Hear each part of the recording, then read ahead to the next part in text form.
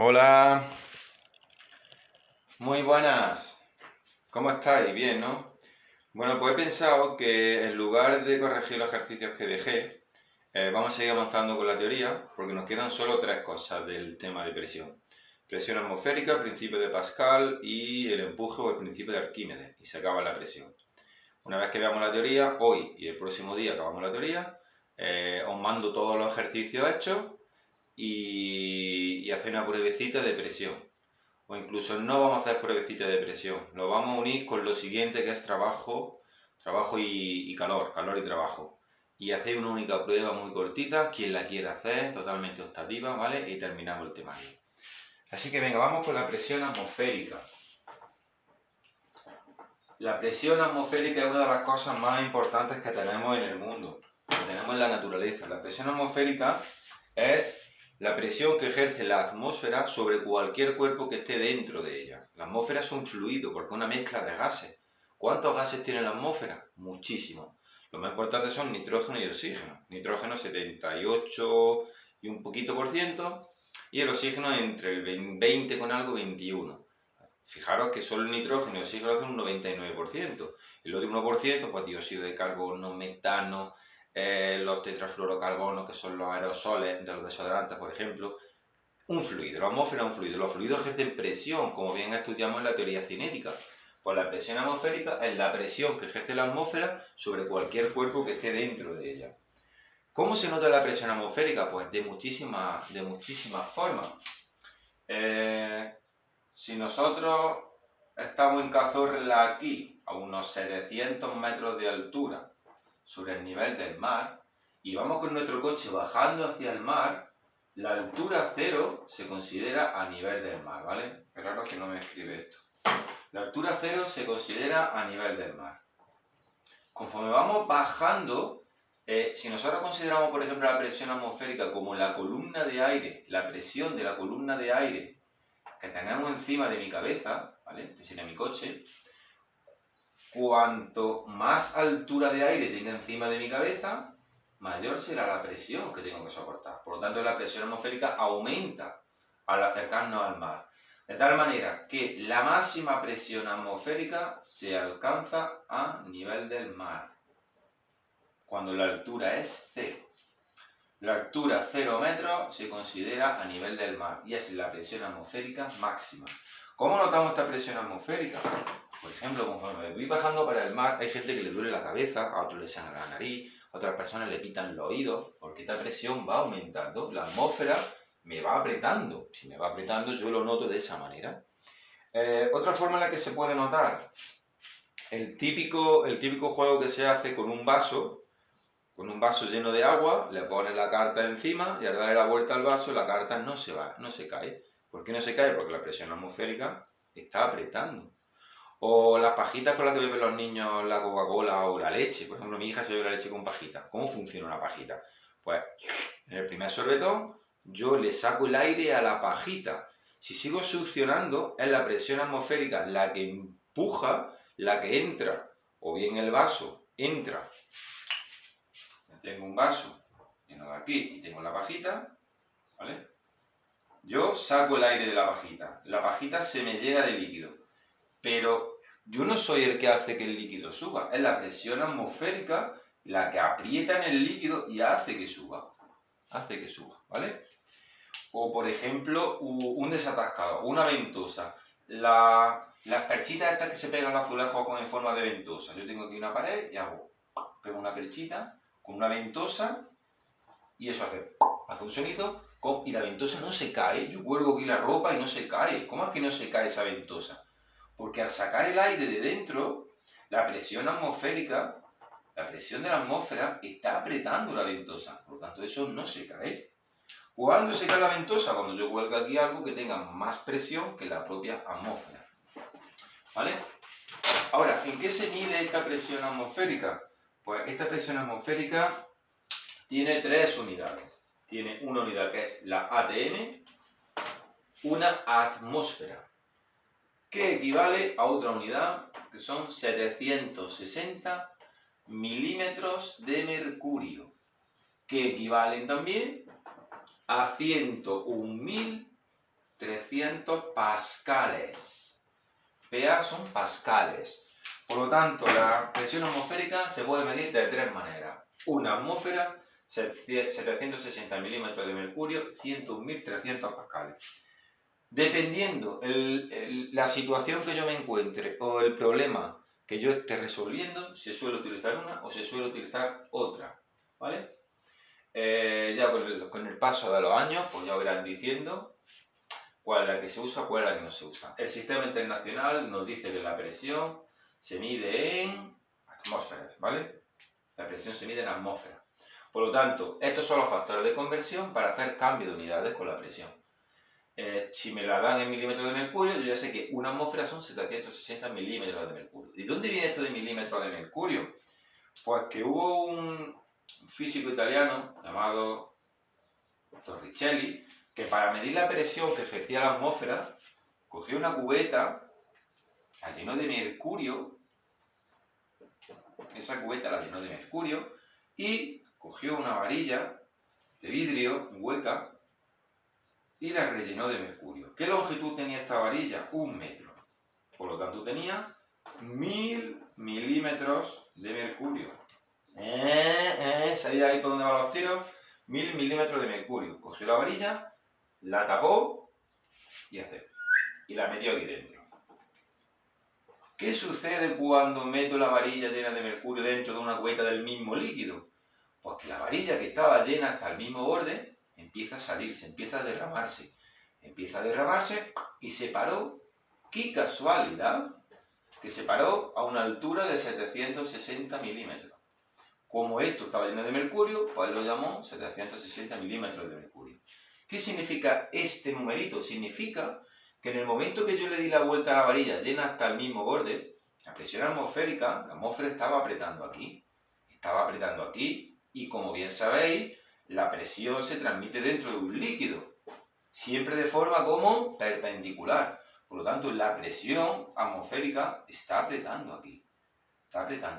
Esto empieza a derramarse porque ejerce presión el mercurio hasta que se para. Justo donde se para el mercurio y no se derrama es porque la presión que hay dentro de la varilla de mercurio es igual que la presión que está ejerciendo la atmósfera. Por eso, a una atmósfera de la atmósfera, se le conoce como 760 milímetros de mercurio. ¿Vale? Ahora, ¿cómo se mide la presión? ¿Cómo sé yo la presión que hay en un sitio? Pues se utilizan unos instrumentos o unos aparatos que se llaman manómetros. Los manómetros son unos instrumentos para medir presiones en fluidos, tanto en líquidos como en gases.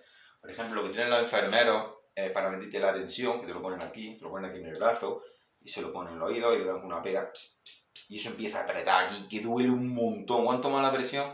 Eso duele un montón, pero a ver, eso es un manómetro, te miden la presión. Ahora, hay unos manómetros especiales que son los barómetros.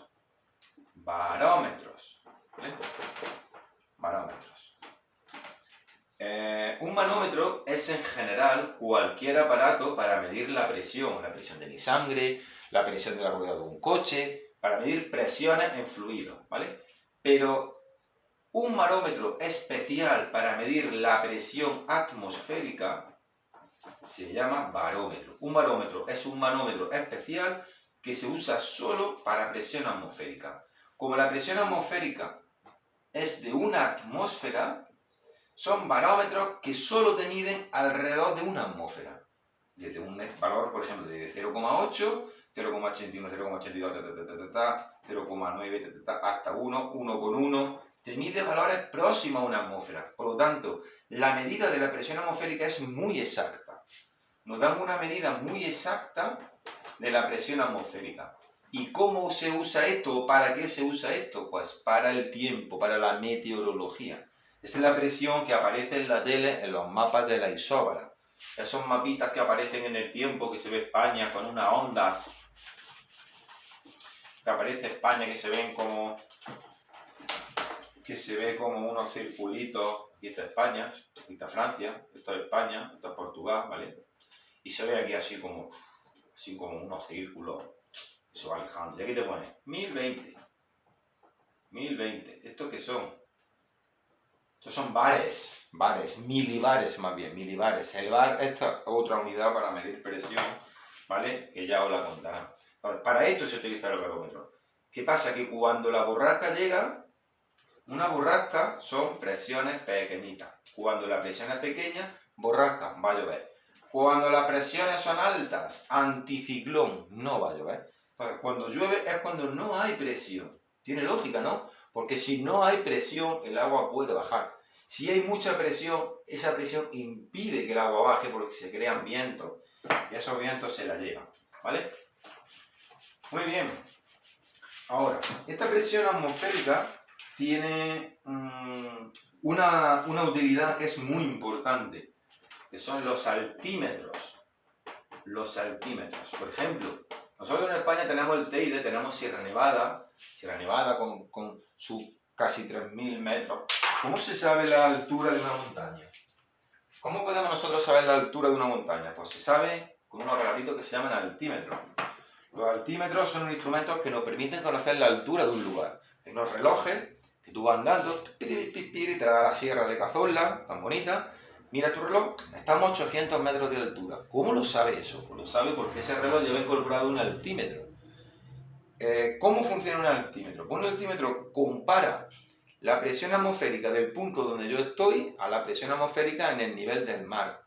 ¿Por qué en el nivel del mar? Porque hemos dicho antes que en el nivel del mar la altura es 0 y la presión sería máxima.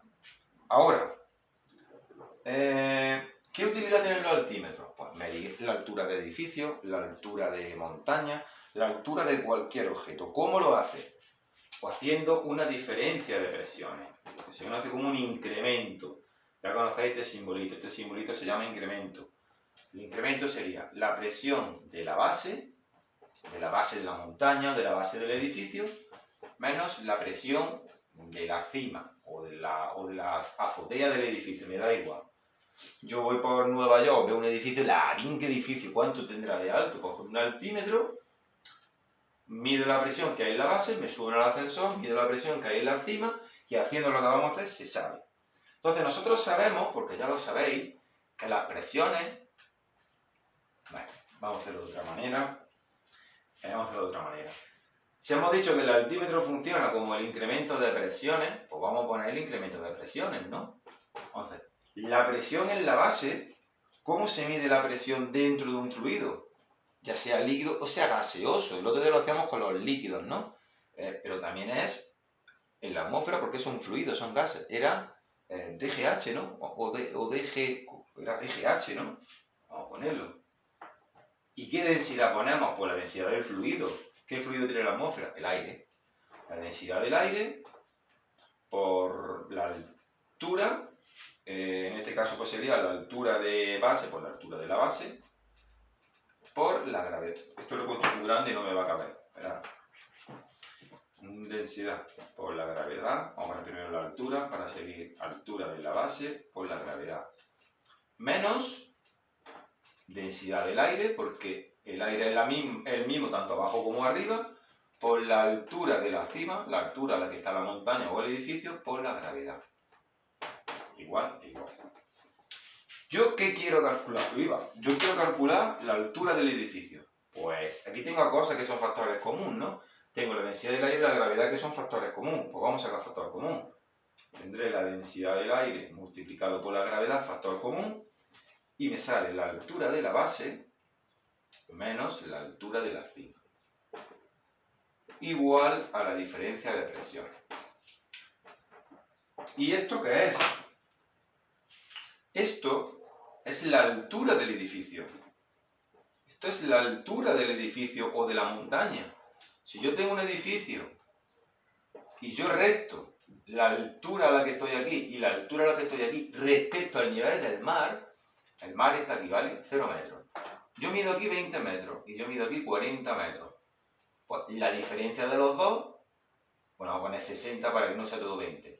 La diferencia de los dos son 40 metros, es la altura, ¿vale? Pero claro, yo no estoy midiendo la altura, porque yo no puedo medir la altura de un edificio con un metro. Un metro de 60 metros lo hago a través de presiones. Pero claro, la diferencia de las dos alturas es la altura del edificio. Por lo tanto, yo puedo poner esto, altura del edificio, o vamos a poner altura del edificio. Venga, altura del edificio será esto que está multiplicando pasa dividiendo la densidad del aire, que se considera una constante, multiplicado por la gravedad, que es otra constante, que ya sabes cuánto vale, y el incremento de la presión. El incremento de la presión, que es la presión de la base, menos la presión de la cima. Esto quiere decir que si yo tengo un manómetro o un barómetro, en este caso que son presiones atmosféricas, tengo mi barómetro abajo del edificio, mido la presión, me subo arriba, mido la presión, puedo saber la altura a la que está el edificio, qué altura tiene ese edificio o esa montaña. Así es como se hace en la altura de las montañas.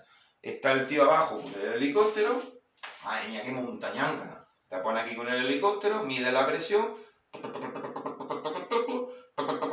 mide la presión justo en la cima de la montaña y sabe la altura de la montaña. Curioso, ¿eh? Bueno, pues hasta aquí la presión atmosférica. Y nos vamos al principio de Pascal, que es muy rápido, muy sencillo y muy bonito y muy importante. Bueno, el principio de Pascal. Principio de Pascal, muy importante. Principio de Pascal. El principio de Pascal.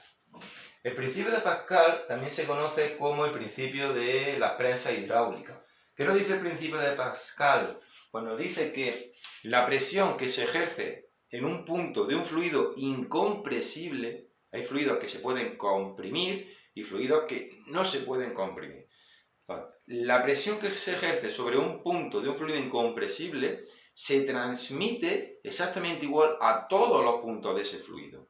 Eso es lo que me dice a mí el principio de Pascal. O dicho de una manera un poquito más teórica, la presión ejercida en un punto de un fluido incompresible se transmite íntegramente a todos los puntos de ese fluido con igual magnitud. ¿Eso qué significa? Eso significa que si yo tengo esto, vamos a hacerlo, borro esto para que... Eso significa que si yo tengo un artilugio de esta manera, un artilugio de esta manera se conoce como prensa de Pascal, ¿vale? ¿Cómo funciona esto? Yo aquí dentro tengo un fluido incompresible, un fluido. Tengo, por ejemplo, aceite, tengo, por ejemplo, un fluido, ¿vale? Ahora, ¿qué es lo que yo hago aquí? Yo aprieto aquí. Aquí hago una presión. Esa presión se transmite en esos dos puntos. Y de estos dos puntos, según este principio, se va transmitiendo a todos los puntos. Pero es que cuando llegue, vamos a hacerlo un poquito para que sea más gráfico, vamos a hacerlo así. ¿Vale? Pero es que cuando llegue aquí, se transmiten todos estos puntos. Y cuando llegue aquí, se transmiten todos estos puntos. Es como si la presión se multiplicara, se va transmitiendo, se va como expandiendo, es como una reacción en cadena. Y aquí obtengo una presión. ¿Vale? Obtengo una presión. Pero, ¿qué es lo que sucede? Pues sucede que la presión del punto 1 es igual, se me ha secado el bolígrafo, la presión del punto 1 es igual que la presión del punto 2. ¿Por qué? Porque están a la misma altura. ¿No dijimos eso? Puntos que están a la misma altura, puntos que tienen la misma presión. Pero resulta que yo ya sé que la presión se puede calcular dividiendo la fuerza entre la superficie. Esta presión que yo ejerzo aquí sería F1 partido S1. Y esta presión que obtengo aquí sería F2 partido S2. Esta presión en realidad lo que yo estoy ejerciendo es una fuerza. Ahora, esa fuerza, F1, perdón, esa fuerza que yo ejerzo aquí se convierte en una presión que se transmite, esa fuerza se convierte en una presión 1 que se transmite en todos los puntos del líquido. Aquí obtengo una presión 2 y esa presión 2 se convierte en una fuerza 2. Pues yo hago una fuerza 1 y aquí obtengo una fuerza 2. ¿Por qué esto es tan importante? Porque si os dais cuenta, si yo despejo de aquí la F2 va a ser F1 por S2 dividido entre S1. ¿Y qué tiene de importancia esto? Pues si os fijáis bien, la superficie, esa es superficie, la superficie de contacto del pistón 1 está dividiendo. Y la superficie de contacto del pistón 2, que es como se llaman estas barreras, pistón, está multiplicando. Y la fuerza. O lo que es lo mismo, cuanto más pequeño sea este pistón y más grande sea este pistón, mayor es la fuerza que yo obtengo. Esto quiere decir que, haciendo muy poquita fuerza aquí, esa fuerza se convierte en una presión que se transmite en todo el líquido y yo obtengo una fuerza enorme. Apretando muy poquito, obtengo una cantidad de fuerza muy grande. Cuanto más pequeño sea esto, cuanto más estrecho sea, mayor es la fuerza que obtengo. ¿Para qué sirve esto? Imaginaros que el coche se nos ha roto y ponemos aquí el coche. Lo que tienen los mecánicos. Haz así con el mecánico, chim, pum, hablando contigo y sube el coche. ¿Cómo lo hace? De esta manera. Eso sería una prensa hidráulica. Aprieta, se transmite la presión, esto es muy pequeño, se obtiene una fuerza enorme. Ahora, ¿sube o no sube este coche? Pues para eso tengo que ver, este coche está apretando hacia abajo con una fuerza peso. Si F2, la fuerza que recibe, es mayor que el peso del coche, el coche sube hacia arriba. ¿Quién funciona de esta manera? Todas las prensas estas de los mecánicos, los frenos de un coche, Entonces yo tengo un coche, aquí está la rueda, tiene las zapatas de freno y tiene un tubito que está lleno de líquido de freno. Y esto va al pedal, ¿vale?